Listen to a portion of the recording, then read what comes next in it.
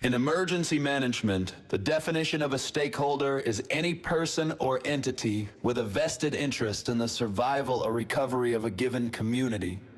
This is the Stakeholder Prepping Podcast, where the tactical comes from the practical, and today, you become your own stakeholder.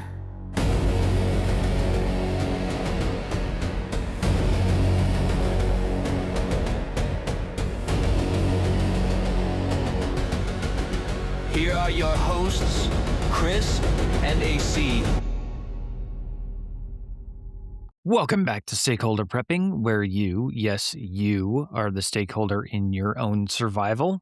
And don't forget our t-shirt contest for upcoming episode 104, our 2-year podcast anniversary.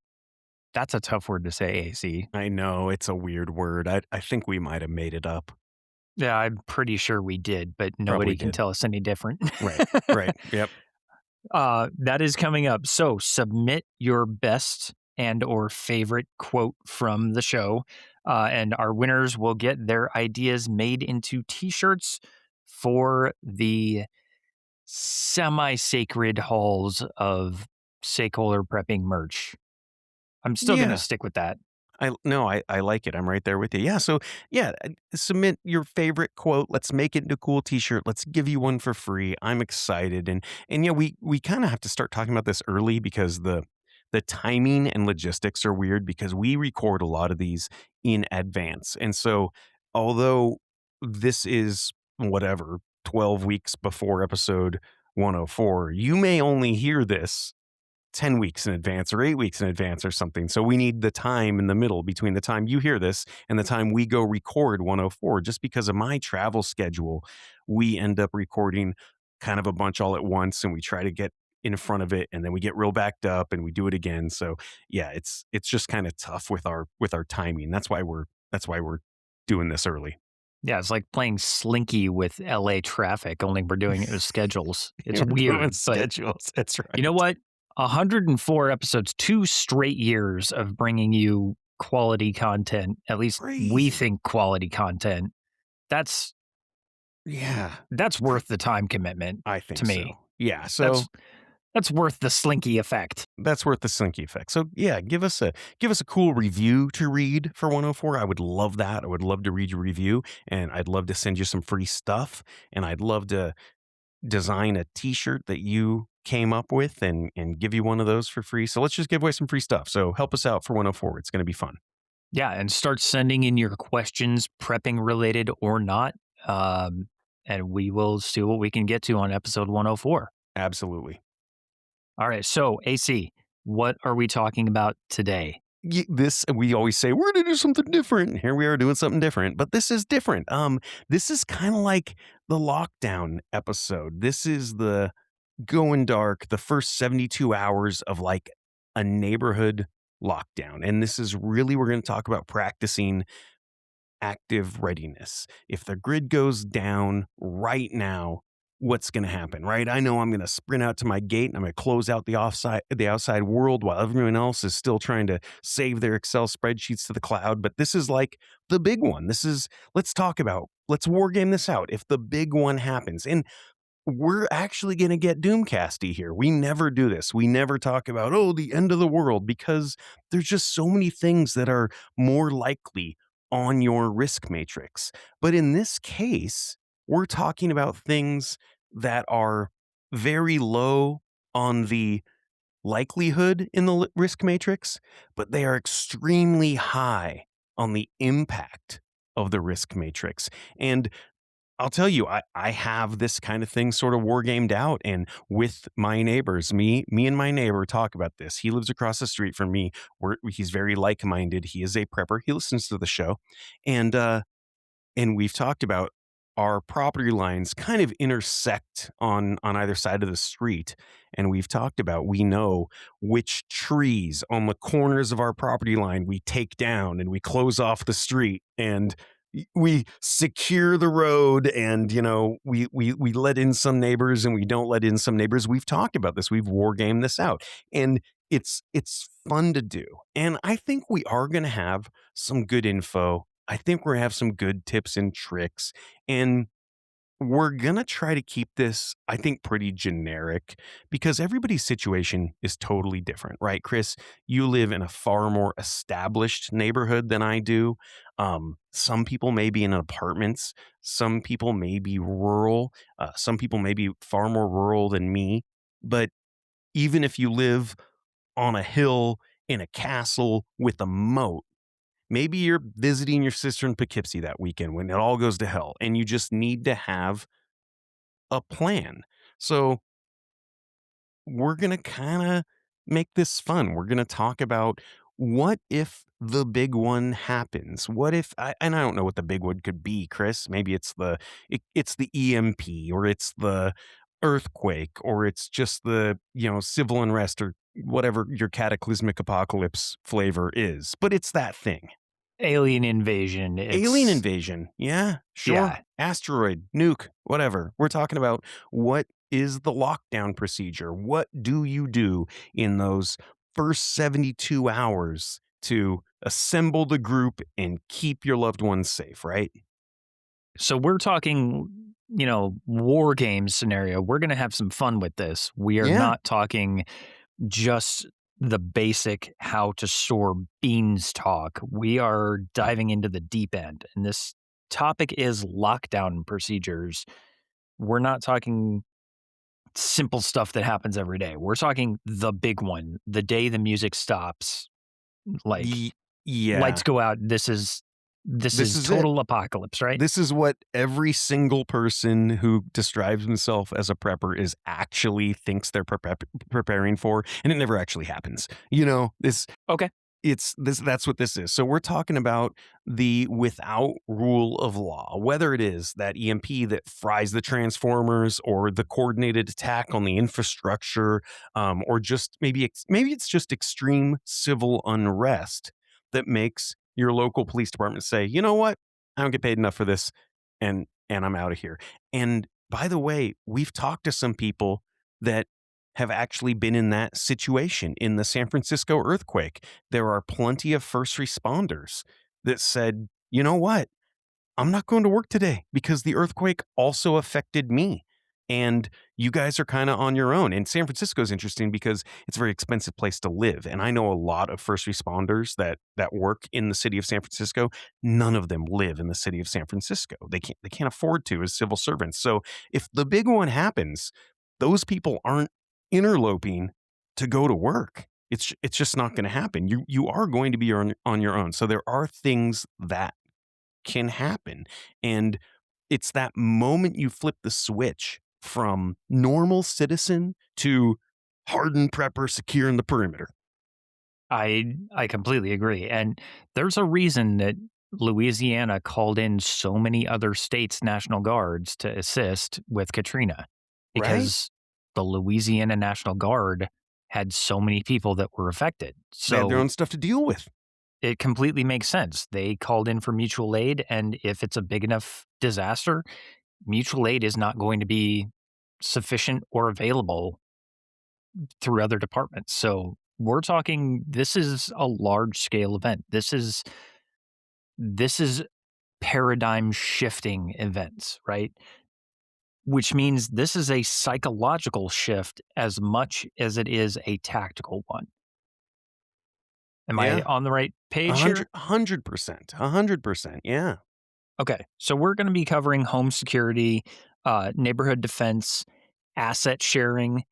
We're going to be going into watchstanding, how to keep your kids and dogs from burning the house down while you're holding the line. This is real world events that we're going to be wargaming, and we're going to keep it real and keep it practical. So let's get into it. Let's talk about the exact moment when you realize shit's hitting the fan. This is actually happening. It's the power's been out for 4 hours, the cell towers are dead, and you hear that first distant echo of gunfire or looting down the highway. What's that first mistake that people are going to start to make? Well, denial is always the first one. It's that normalcy bias. And we've talked about this before. And I did look it up when we chatted about this, that London tube fire. There were a lot of people that There's smoke Hmm. billowing out, and they just kept going to work because no one told them not to. And people sort of sit on their front porch waiting for the electric company truck to roll by, right? They think, oh, the government will just have this all fixed up by Tuesday. And no, the moment the grid truly goes black and stays black past the point of a normal outage, you have to kill that polite citizen inside your head. And you are now the CEO of your family's Survival Incorporated. This is this is the immediate home checklist. This is kind of that golden hour. And I think about, remember the remake of Dawn of the Dead with Sarah Polley? Is that the one with Ving Rhames? Yeah, well, the And one with Ving Rhames, yeah. yep, And yep, yep. there's like the point where the ambulance is speeding by and just all of a sudden it like plows through a zombie and blows up. Like people think that, oh, somebody's coming to save me. Or like in World War Z with Brad Pitt. Remember there's a scene when they're in the supermarket and I think he shoots somebody and then he sees the cop coming in and he puts the rifle down, he puts his hands up and the cop just runs right past him to go loot baby formula. Like this is the moment that thing happens that everything changes. Yeah, and this is that first 60 minutes, right? This is about data collection and securing the immediate perimeter. And one way that you can really, really start to tell in today's society, and this is a weird one because in today's society, everything is super connected and super interconnected. So if you lose power, most people are going to lose home internet, home Wi-Fi, Yep, because their router is plugged into the wall of course. and they're going to lose that. But if you have a home solar generator or an UPS system, an uninterruptible power system that you can plug your router into, then the fiber is still connected. If that still has power because of emergency power generators, then you can plug into your emergency power bank and find out what's going on. Your laptop still has battery, or your phone still has battery. R- You still have Wi Fi. Right. You can figure out what's going on. Your If Starlink is still going to talk to satellites. Your cell phone is still going to connect, right? Because those cell towers have backup, right? That's kind of this normal thing that will happen, right? Precisely. Now, if the cell towers are down at the same time that the power is out, that's a key indicator. Something is very wrong. Right. And that has happened, I think, in the past. Things like that, I think, have happened. And I didn't immediately go and like start, wearing my neighbor's face as a skin suit. But, those, there's a lot of other indicators that can happen all at once. And if all those things happen all at once, then this might be the big one, right? Exactly. If there's a tornado that has just gone through and you've been hearing weather reports on your phone and getting the NWS alerts on your phone for the past 2 hours and tornado just went through and now you don't have signal or power, there's Right. probably a good reason for it. But Right. But if it's if everything, broad daylight, no storm, and every single transformer down your street just blows up on its own, that might be the big one. yeah, something is wrong. That Something is is out wrong. of the ordinary. You need to stop thinking like an ordinary citizen. This first 60 minutes is about data collection and securing the immediate perimeter. So, Yep. tip number one, we need to start thinking about water harvesting. Go to your bathtubs. Is it time to clean them? No, that's too late. Hopefully, yeah, it is not bath time. Right. It's Um, it's not bath time. Hopefully, you have something like a water bob, which are those giant plastic bladders that hold 110 gallons or whatever they are. Some of them are 55, some of them are 75. And you shove it in the tub, turn the tap on high, and every gallon you catch before that municipal water pressure drops to zero is going to be gold. It Yeah. is Water is number liquid one. gold. You're right. Like you said, you just put 110 people days of life into the tub. Yeah, that's the best way to look at it is 100 days 110 days for yourself or 55 days for you and your partner, or however would you want to look at it, that Right. is precisely platinum Yep. in the tub. And then tip number 2, blackout curtains. If it is night, your house cannot look like this beacon of hope. If you kick on your backup generator and you are the only house on the block with lighting, you are a target.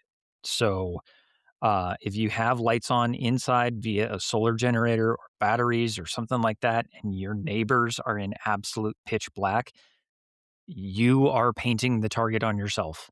Uh, You are the uh, only one. Absolutely. Yeah, seriously, if your house looks like a Christmas tree in a wasteland, then you aren't a prepper. You are a drive-through window for looters. So get those heavy blankets pinned to the windows, no light leakage. Remember, I've talked about this on several episodes.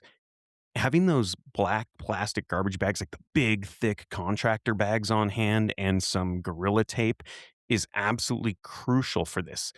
Light leak, that's going to make you look like this apocalyptic Christmas tree. And who can resist opening presents? That's very true. So light and noise, right? Those are the two things. You need to practice light discipline and sound discipline immediately. Yes. I will say as an alternative to the garbage bags, if you're not comfortable with garbage bags for whatever reason, um, we recently repainted the kitchen this past week, and we got some of the 8 mil um, like craft paper. Oh, crap. Oh yeah, sure. Use like drop cloth paper. Yeah. Yeah, the heavy duty 8 Yep. mil craft paper, and Sure. that is light resistant, but it's also very easy to handle, and that with some even frog tape, even the masking tape, will block light very, Yep. very easily. So we're talking about, yeah, blocking the light and getting your water harvest on quickly. Very quickly. And the more people that do that, the more people that realize what's going on, and the more people harvest at once, the faster that water pressure is going to drop, and the less Right? there's going to be to harvest. So do it Okay. quickly. Then what's the next thing we do? Next up is going to be communication. If you have one, fire up the ham radio, fire up the GMRS radios or your NOAA radio. Listen, don't transmit immediately. Don't give away your position. I know it seems very silly, but just listen for information. Something a lot of people don't know is that the government uses NOAA weather radio or NWR bands for emergency alerts, functioning as an all hazards network that broadcasts warnings for non weather emergencies alongside those daily weather reports. So it is managed by the National Weather Service, but this system also alerts the public to dangers like terror strikes, chemical spills, and 911 outages, especially when cell service fails. So if you turn on your NOAA radio, you can see who's out there and what's going on and see who else is awake without risking your position being given away. And if you don't have a NOAA weather radio, by now we've been saying it how many episodes? Yeah. 92 at this point. Oh, So all of them. for $10, you effectively hate us. You do hate us. That's right. If you don't have a NOAA radio, one of our $10 NOAA radios that we had a link for on Amazon, yeah, you hate us because just go get one of those. And you're right. The all hazards thing with NOAA is funny that people don't realize that it's not just about weather, but in an emergency, the federal government will switch NOAA kind of onto that emergency broadcast network or whatever. They'll give other information on it. I know you can't see it, but I'm sniffling. I'm so sad that you don't have a NOAA radio right now. So next up, if this is the big one, hopefully you have your mutual aid agreement on file with your like-minded neighbors like I do. This is not the time to go door to door with a sign-up sheet to like be in your club, right? You need to already have those conversations downrange. So let's talk about neighborhood defense. And we need to start talking about blocking the streets. This is where things kind of get sketchy and they get exciting. Every point of, entry and exit, you should block off and you should have that single point. Obviously, this is all geographically very different. So we're trying to keep this episode very broad, but hopefully we're giving you something to think about. This is the we, not me philosophy. So here's where a lot of the lone wolf preppers get it wrong. And we've talked about this on our prepper myth episode and kind of the mistakes that get you killed episode. Some people think that they're going to sit on their roof with a rifle like they're playing Call of Duty. And spoiler alert, you have to sleep. Your wife has to sleep. Uh, if it's just you and your house against the world, I hate to break to you, but you are going to lose. You're going to need your group for this. You're going to need that community. And Chris, I know you and I talked about this a little bit offline, but a lot of people think, especially military veterans, they might have in their head that, like, hey, you were infantry. Let's just go form infantry. We know what we're doing. We can work as a unit, and we can go be those marauders and take what we want. But the problem is that a lot of people don't realize that our military is so effective and infantry is so effective because of all the things that's behind the infantry, right? You've got this huge juggernaut of logistical forces behind you. And if you don't have those, you're just not going to be effective as this as a fire team as you were with all that logistical support, right? Right. And don't get me wrong, the US military as a whole, all of the branches have their very specific roles, and they are multi-purpose roles. But we can put a Burger King on the ground in any country, anywhere on the planet within 24 hours. It's amazing. America. Yeah, we can do that. We have done that. But coming from my experience as infantry in the Army, I will tell you that I can teach people how to raid a building, how to clear rooms effectively, how to clear corners, how to stack, and with very high efficiency, clear a room, clear a house, and eliminate targets on the inside with low to minimal casualty risk. There is still a risk there, especially we are in a generation where for the past 20 years, we have uh, counterterrorism trained soldiers who have come back. They know all of the tactics that they were taught, and they can then implement counter tactics to those tactics. Right. So you've got an entire generation of relatively pissed off veterans who know all of the tactics that the enemy used and the counter tactics that we trained for those tactics, and they can combine both of them and become very, very dangerous very quickly. Right. I can still teach room clearing and house clearing and military operations in urban terrain or MOUT tactics. I can still teach open terrain tactics, and I can still teach all of my sniper skills, everything like that. I can teach all of that. But that doesn't mean that I'm just going to collect up my neighbors and say, hey, we're going to set up a 6-man clearing squad, and we're going to go house to house to house to house to house and start raiding all of these houses, collect up all of their resources, bring it back to a central point, and be done with it. Because if I start doing that, even if they listen to every word I say and they are the most efficient and effective room clearing squad in history, we still don't have a fully operational and functional surgical suite to go back to if and when, and it's not an if, it's a when, Right. somebody gets injured. You don't have that 68 whiskey like Charlie on the helicopter that's going to Exactly. sew you up on the way back, right? You don't have that support behind you. We don't have fire support. We don't have engineer support. We don't have medical support. We don't have transport support. We don't have heavy fire support in terms of heavy machine guns, a rocket barrage, heavy artillery. We don't have A-10 Warthogs. any air support. We don't have any of that. It is just a 6-man infantry squad, and that's a heavy squad. And unless we find a way and modify existing weapons or find a illegal stash of already automatic weapons. We don't have any automatics. So fire suppression is out the door.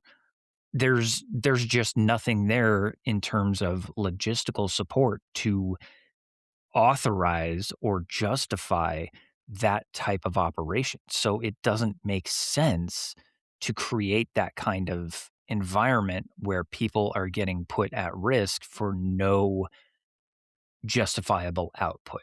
Right. And I think we are going to talk a little bit later about, yeah, if you have to go outside the wire, what are some tactics just to try to keep you from getting killed? But we're not really going to talk about going on the offensive here. Even in this fantastical war game, you're right. You just don't have that logistical might behind you for all of those things you just mentioned. So we're not going to go there. That's crazy even for this crazy scenario. Maybe if you happen to be military and on lockdown inside of a military base with a full battalion or brigade of like minded soldiers, you might be able to pull it off. But Yeah. But you not also have thousands and thousands and thousands of MREs to keep you company. So that's true what's the too. point? Yeah, that's true too. Okay, so let's talk about what we're going to do with our neighborhood coalition here. If you're going to just, I don't know, walk out in the street, start shouting orders like a lunatic, that's not going to go well for you, right? Yeah, you can't really do that. I mean, you're just going to look like the neighborhood crazy lady or the neighborhood crazy guy if you start shouting at people. You're going to look like the neighborhood Karen of the Right. HOA. So Yeah. you have to establish a neighborhood coalition and you have to do it quickly, but without doing it psychotically. So ideally, you have done this beforehand. And that's where you talked about having your plan already kind of coordinated with your neighbors. This is Right. not the first time this has come up. Right. Yeah, Okay. ideally you've already war gamed this out with the neighbors. Right. This is several cups of coffee at the late night kitchen table. 100%. And yeah, if that coffee is just coffee, I'm surprised. But Right. No, this is like bottles of whiskey deep in conversation with somebody, feeling them out right there. Innermost secrets on the end of the world. Be like, okay, you're in the club. I get it. right. So let's address tactical street blocking, aka choke points. Um, our neighborhood, technically, you can only access the neighborhood through one of two streets. So it becomes very, very easy to set up two choke points for the entire neighborhood, 500 Yeah. houses. Um, but that is not the case for every neighborhood. But let's talk about limiting entry points. If your suburban neighborhood has four ways in, right, you need to turn that into one heavily controlled way in and three completely blocked ways. Right. And how do we block those, right? You don't use your nice pickup truck. You go to the guy in your neighborhood who owns those old broken down project cars, or you use heavy debris. One of the great examples of that serpentine layout, right? You don't just block the street straight across. Park two cars staggered, forcing any incoming vehicle to weave slowly at like 5 miles an hour. And if they have to slow down, they can't ram your barricade. And it gives your team time to watch and assess who they are, right? And I'm sure you have seen this, Chris, in real life in combat, right? Yes, this is what we did at every checkpoint, every forward operating base, every major operating base. Um, you'll even see this outside of Baghdad International Airport or Bayat. Still, you can see some of the larger checkpoints on satellite maps if you look today. Yeah, They right. are serpentine, and sometimes they are 5 or 6 different switchbacks that you have to take, depending on the size of the base. But you have to slow down, and most of the time, they were Jersey barriers or K rails. They were the concrete barriers. A lot of the time, they had HESCO barriers, those 4 foot by 4 foot by 4 foot dirt pile barriers that are Yep. just giant, giant sandbags behind them, so you couldn't just drive through them. But you had to snake your way through them, hence serpentine, so that you couldn't just drive straight through with a car bomb and kill a bunch of people. Right. And Uh, in the scenario we're talking about, you can't just ram the barricade and get into the neighborhood. You have to slow down. You ram that first barricade, you're not going to make it past the second one, right? right. You ram the first barricade, either you're getting shot at or your engine block is done and you're not getting very far after the second one. Right. Or the Jersey barricades, those are designed to like flip the car over, right? That's kind of why they have that sort of concave design, is because the whole point is that they can't go through. They just kind of go up and on their side. Right. And some different barricades will act different ways. Some barricades will have bollards that as soon as they tip over, they'll high center the vehicle so it's gone. Right. Um, some will just high center and tip it. Some will just send it airborne and then good luck. You're Yep. going to space, I guess. Sure. Uh, some are just designed to rupture the engine block or dismount it. It really kind of comes down to what you've got because I've seen an SUV hit a truck at about 90 miles an hour and just keep going. So it depends on what your barrier is made of. Not everybody has Jersey barriers, K rails, or other concrete blocks. So if it's just hitting if you've got a 97 Tahoe that's going to plow into a 93 Civic, I'm pretty sure the Tahoe is going to make it through that car. But let's talk about a useful trick here, the fake debris field. So you can make a blockade look like just this chaotic, unruly mess and not a military checkpoint. You can drop old couches, trash cans, branches, just any kind of junk that you can think of, construction debris, whatever, to a roaming band of kind of opportunistic looters. A clean looking military checkpoint says, oh, there's good stuff in here. They're protecting something. That's good stuff. But a trash filled, sketchy looking roadblock says, nah, this place is already pretty picked clean, probably full of diseases. Yeah, I'm not really looking to step on nails and get Right. hurt, We'll whatever. go to the Let's next just skip on it. neighborhood. Yeah, yeah, exactly. And let's talk about managing the neighbors. So even when you have people who are all on your team, you're going to have generally these sort of three types of people in the group when you have this world without rule of law, right? Um, you're going to have assets. You're going to have the veterans, the mechanics, the doctors and nurses, and then you'll have the dead weight, the ones who start crying because Amazon Prime isn't delivering their oat milk. And then you're going to have the liabilities. That's the guy who panics, wants to shoot everything that moves, maybe the people with some substance abuse issues. So you're going to have to kind of categorize everybody on your team into one of those three. You're going to have the assets, the dead weight, and then you're going to have those people who are truly liabilities. And you have to manage them immediately and consistently.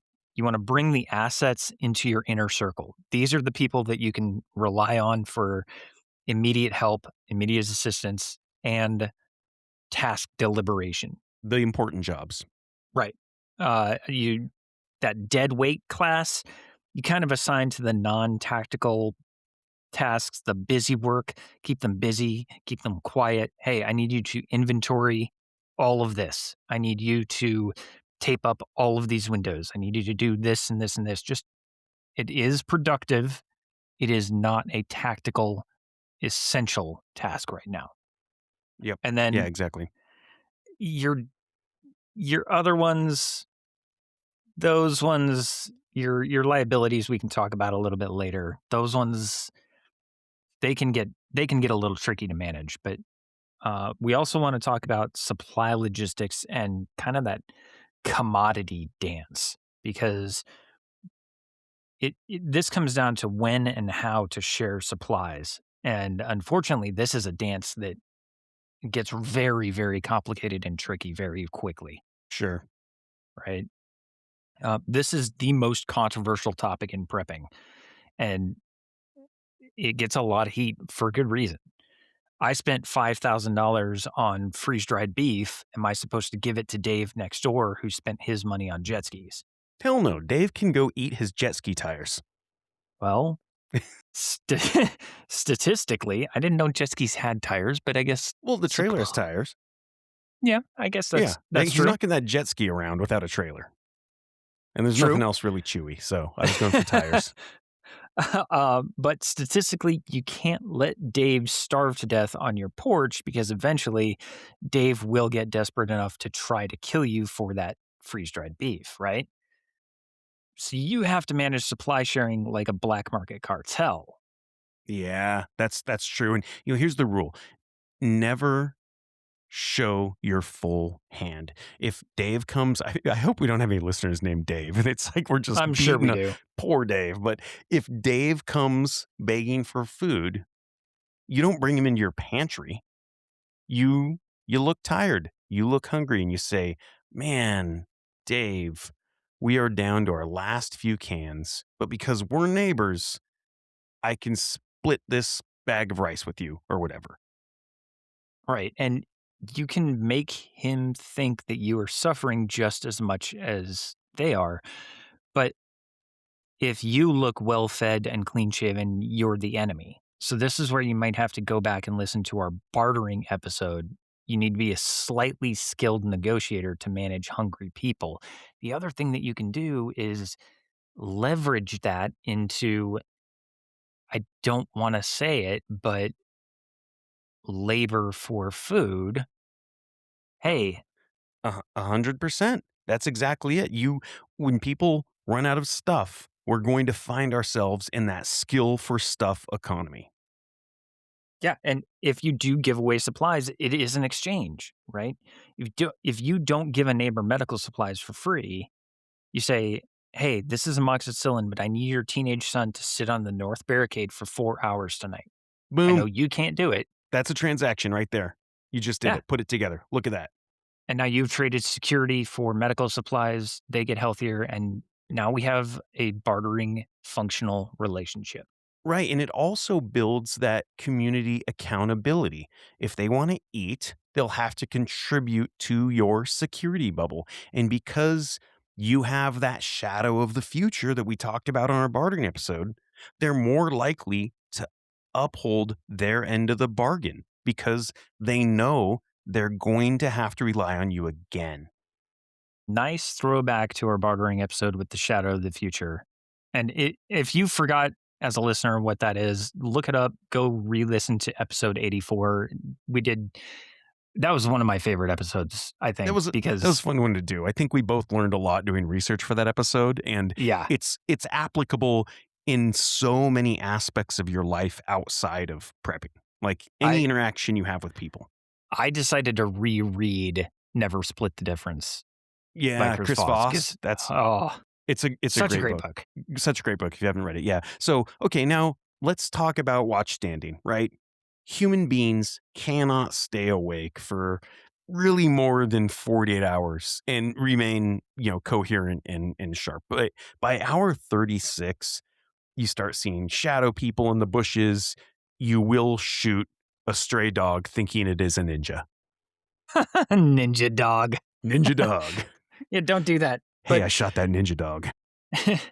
can I pet that ninja dog? But seriously, a proper schedule is vital, right? So the 3-shift system, uh, this is what a lot of police departments use, a lot of critical infrastructure shift systems use. Sure. That 888, you need a minimum of 3 people per watch to keep it sustainable. 4 hours on, 8 hours off. Um, or if you were running like a police schedule, it's an 8-hour shift, 8-hour shift, 8-hour shift, day shift, night shift, graveyard. Yep. The 2-man rule, never stand watch alone. And I cannot say this one enough. Never stand watch alone. Why? You will fall the fuck asleep. You will. One guy stays on his feet scanning, the other can sit down, check the radio, boil water. I have seen this enough times in my experience that the guy boiling water completely forgets that he's even there. And I've seen guys on the radio making an MRE and they pass out, and 2 hours later, the MRE has been sitting on the heater for an hour and a half, and they wake up and, "Oh, it's cold again." You need Well, another rock or something. no shit, dude. But if you are the only guy awake on watch, you will fall asleep. It's just a matter of time. Um, it's also from a tactical standpoint, if you are being watched and you don't know it, you are the only target. And Right. if your partner is asleep and you are the only target, what happens when you go down and they don't hear it? They are not going to call for backup or help because you're already dead and they didn't hear shit.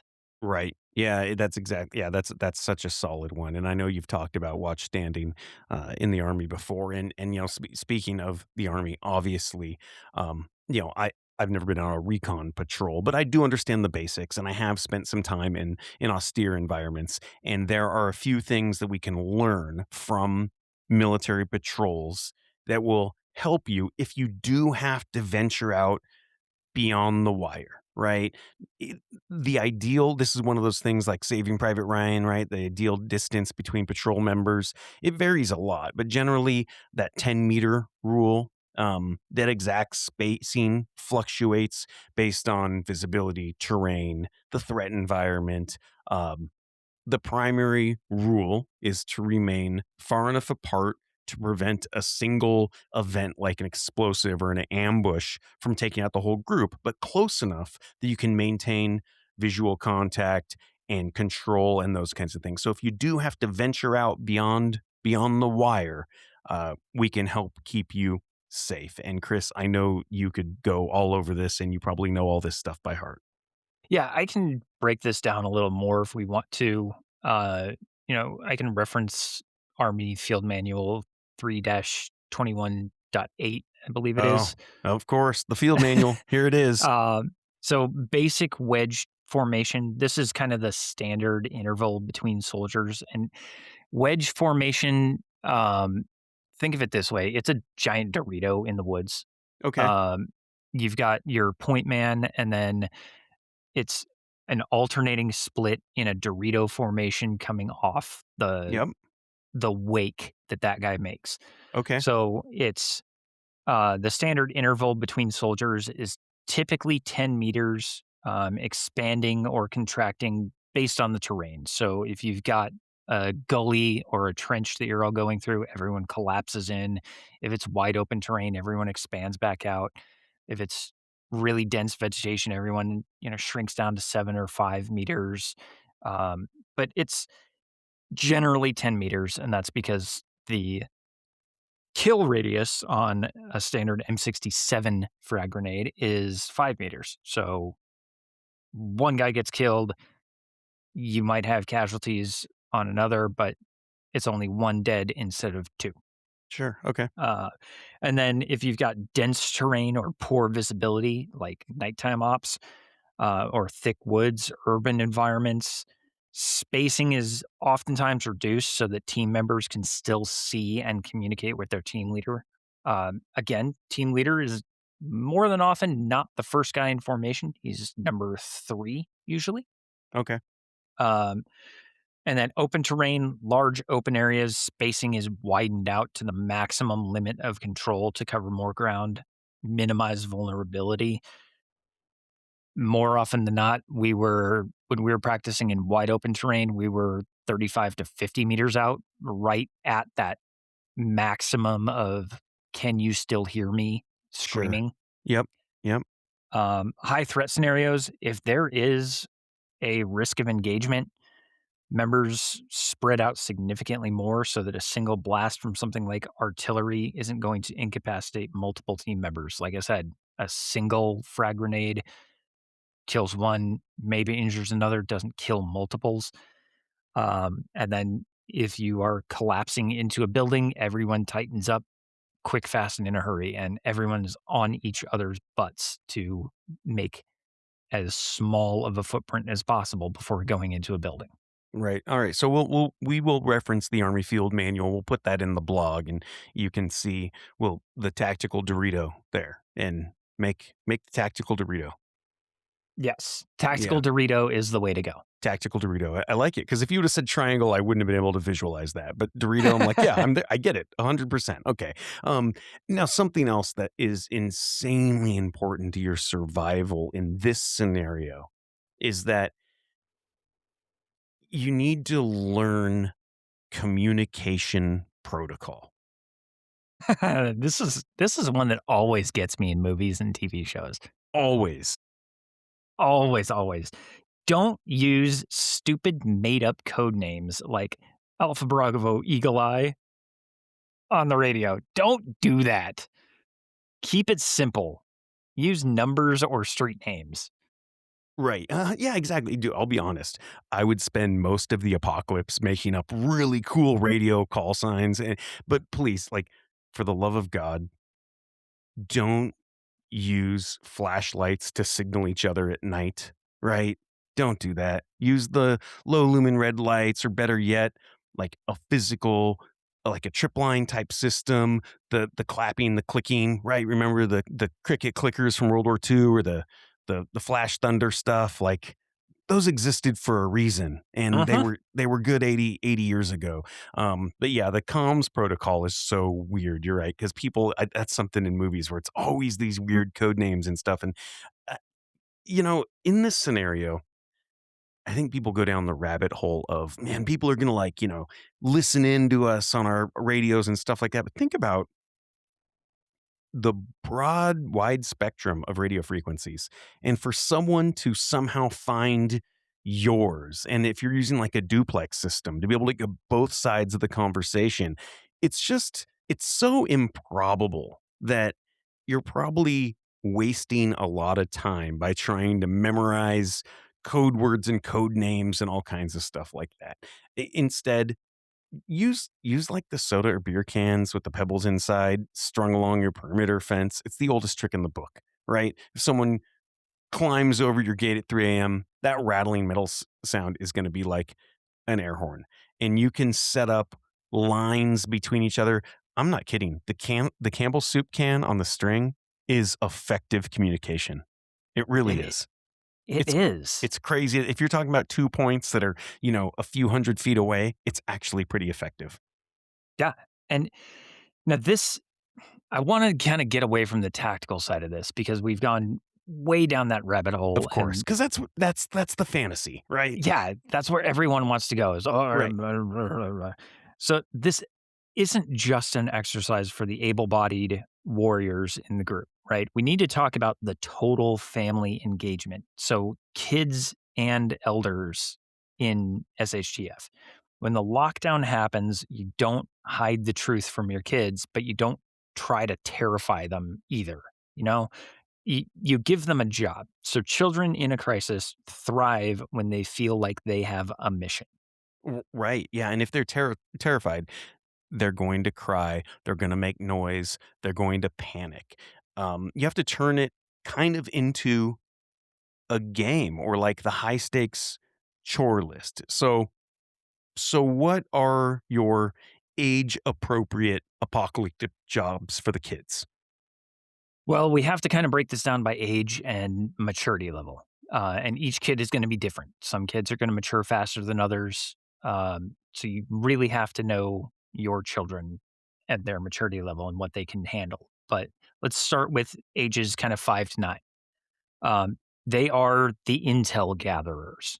Their job is sorting and organizing. Give them the task of organizing batteries by size or checking expiration dates on canned goods. Keep them inside, away from the windows. They are your logistics hub and organizations.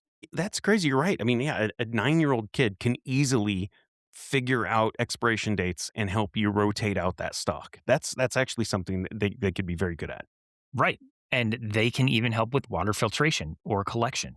Sure, yeah, They might not be able to carry all of it, but if they know what they're doing and they're mature enough for it, they can certainly help add bleach to it. of course. And so, okay, now what about the older kids? Ages 10 to 14, they can help with the fire and water watch. They are old enough to understand the basic mechanics. So their job is monitoring the solar panels, checking the water filtration buckets, acting as the runner between the radio room and the rest of the house. They have enough skills to help out with some of the mechanical as well as some of the information sharing, the uh, communication between your central command post and the exterior observation or listening posts. They have enough to potentially run ammunition if needed, or supplies, or uh, possibly even help with medical situations if they come up. In their tiny little hands, they can clean machinery and stuff. They can, Yeah. Did you even if they don't see work in a warehouse. did you see okay, it was a terrible movie, but did you see Snowpiercer? I did.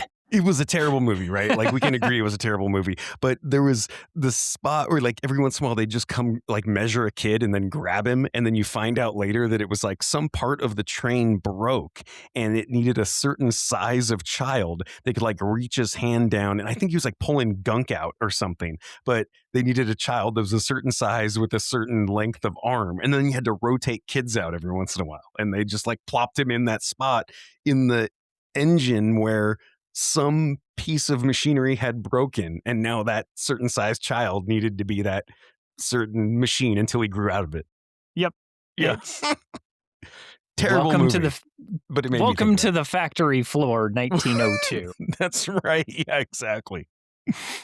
And then we get into ages 15 plus. And this is, again, maturity level dependent, but this is your junior security and logistics officers. So at this age, they really can become an asset. They can stand daytime watch with an adult. They can help lift heavy blockades. They can start to, if necessary, perform minor medical functions under the watch of your medic or doctor.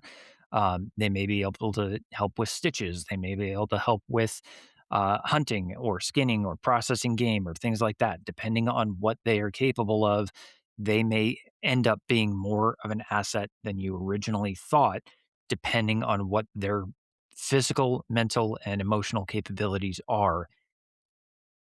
Just because you have not put them through that experience yet doesn't mean that they are not capable of handling it. Yeah, right. And I've had this thought about if my friends show up, because I do have a lot of those friends who are like, oh, when the apocalypse happens, coming to your house. So I've thought about that if they show up with their kids in tow.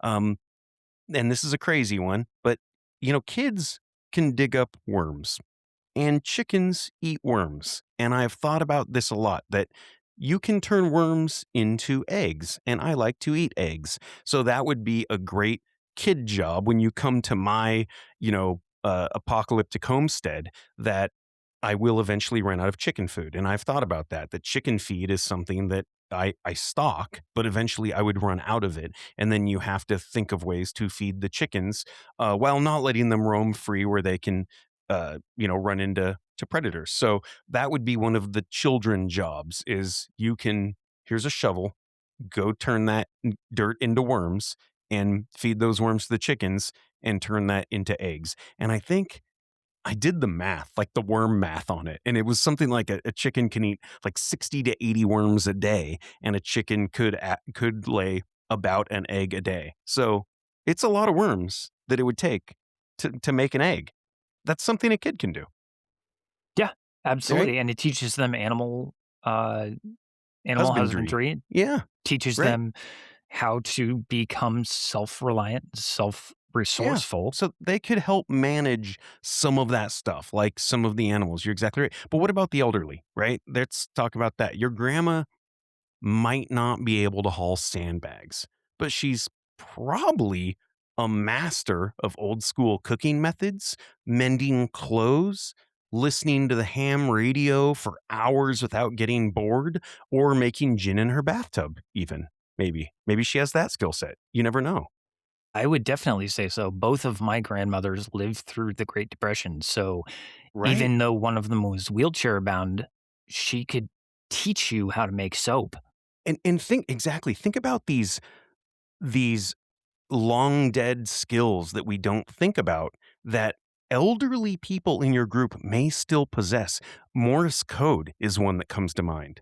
There may Yes. be old people in your neighborhood, especially old men of the maybe World War II or post World War II era, that probably still know Morse code. And that could be insanely valuable because everybody our age does not know Morse code. Yes, everyone has a stakeholder position in the house, whether they realize it or not, and whether you realize it or not. So this comes back to those dead weight, uh, those dead weight assets. Right. They may not realize that they are potential assets. You may not realize it at first, Right. but if you can leverage that dead weight into seeing how they are an asset and really get them to buy into the whole community aspect of it, then they may have assets that you did not ever realize. They may have been just a professional HVAC guy with a really bad habit of doing cocaine on the weekends. Well, the cocaine is gone, but they can still manage to heat the greenhouse through the winter. Right. Or, foreign languages. A lot of older people who were immigrants may speak a foreign language that there's your radio code. You don't need to come up with cool call signs if you just speak in Bulgarian on the radio to each other or something like that. Right. Hmm. Did you see the movie or hopefully read the book, Wind Talkers? But you saw the movie and the book, I'm sure. Nicholas Cage was Nicholas Cage, wasn't it? Yes. The movie was a little sillier, but that was one of those things where they took the Navajo, right? Because they spoke a dead language basically. And so they could speak on the radio and it was like impossible for the Viet Cong to crack the code. And then they made up words for words they didn't have in their native language, like helicopters and stuff. You're right. But those kinds of things, those could be your liabilities. The people are like, that's just whatever, that's crazy Eddie, the old drunken Indian down the street. But you know what? He may have a dead language that you didn't know about. And that could certainly become an asset. And we've actually seen historical examples of that. Right. And two people that can speak the same language off the bat is a lot easier than trying to come up with one on your own. 100%. Exactly. That's exactly right. You're not trying to think of codes and, you know, all kinds of stuff like that and secret code names if they just speak a common language that no one else does. Right. So, all right. We just dropped a massive blueprint on all of you listeners today. This is this is a big one because locking down your home and neighborhood isn't about being this super trumped up warlord.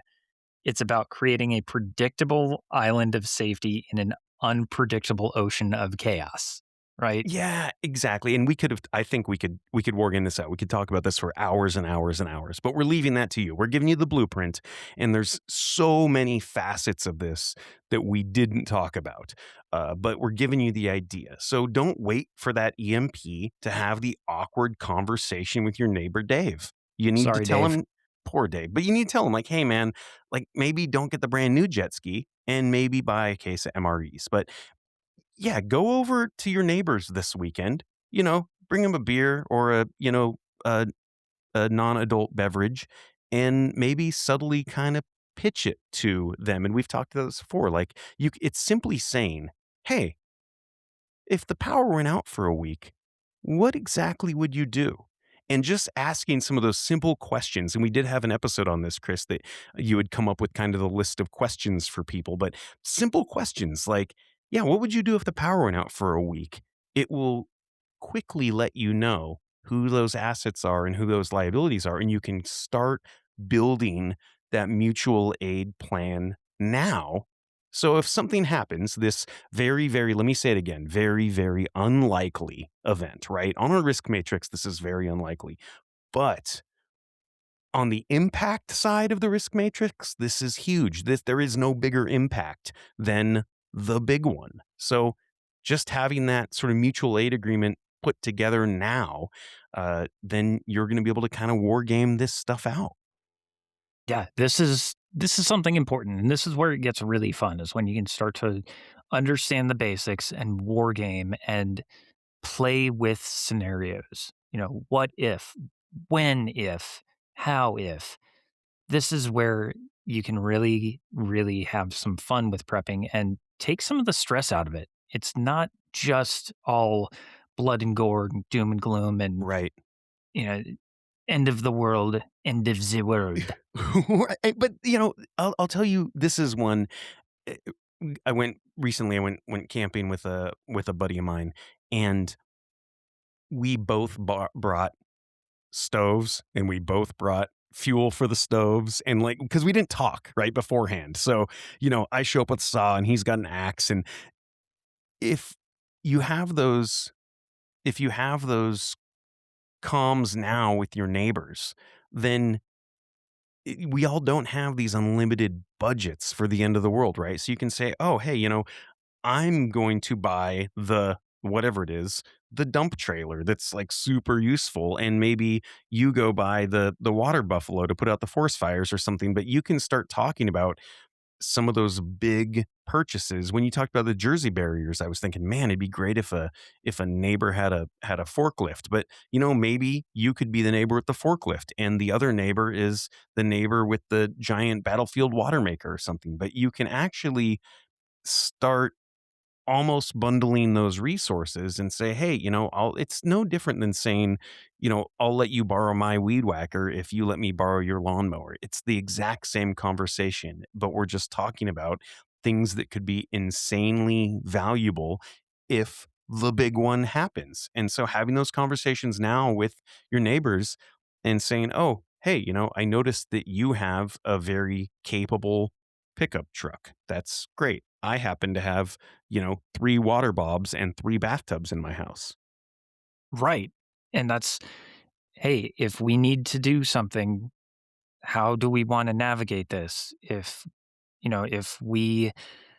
I give you one of these water bobs immediately, can we sort something out so that we get access to this, or can we move Yep. this onto the street? So These are very easy conversations to have. This is not that crazy, but just feeling it out now and having that stuff, have the groundwork laid. It costs you nothing to have that groundwork laid in case this very unlikely event happens.